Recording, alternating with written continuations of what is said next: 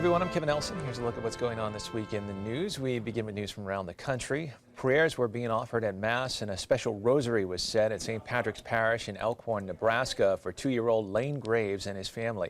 The little boy was killed in an alligator attack while on vacation with his family at the Walt Disney World Resort in Orlando.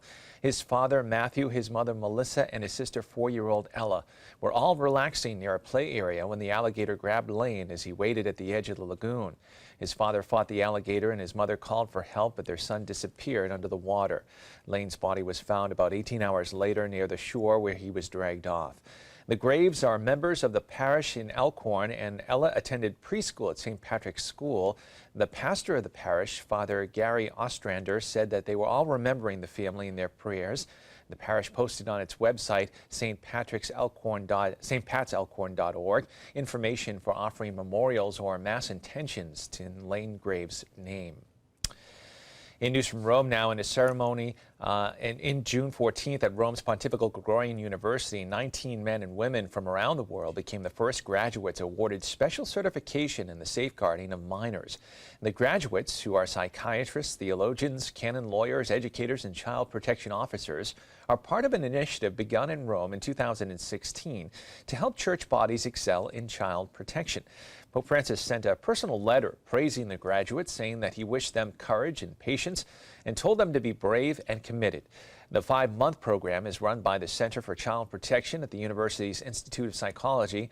The diploma course includes 6 in-depth interdisciplinary seminars on defining the problem of sex abuse, children's rights, the importance of sacred and safe places, the abuse of faith and abuse scandals, and the liberating force of truth and justice, and how to help survivors and their families. Looking now at news from the Vatican, Pope Francis took the opportunity during his general audience address to warn the crowd against indifference. Rome Reports has more from St. Peter's Square. Indifference causes blindness and deafness to the suffering of others.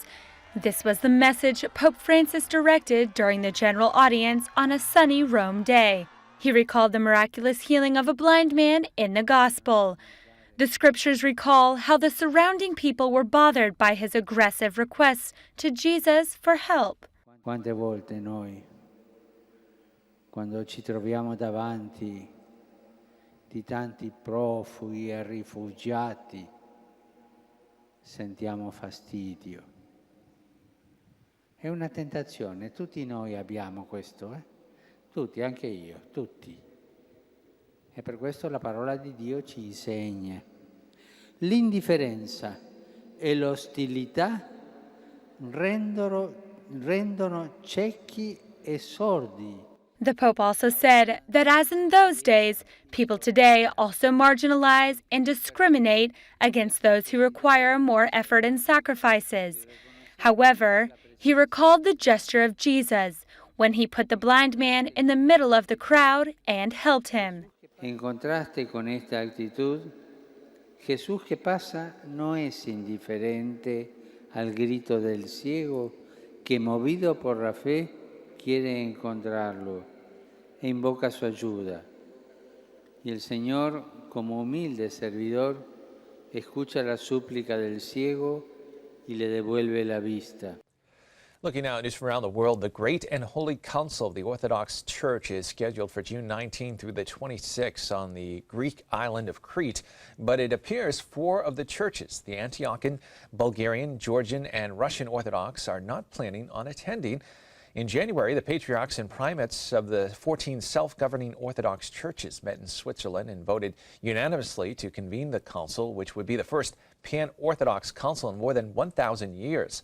The primates also adopted the procedures to be followed and the draft text to be voted on. But in the days leading to the scheduled opening, the synods of some of the churches objected to parts of the proposed text, the procedures, or both. Ecumenical Patriarch Bartholomew of Constantinople called on his brother patriarchs and primates of the Orthodox churches to honor their commitments, calling the participation in the council a sacred mission. Cardinal Kurt Koch, president of the Pontifical Council for Promoting Christian Unity, will attend the meeting as an observer.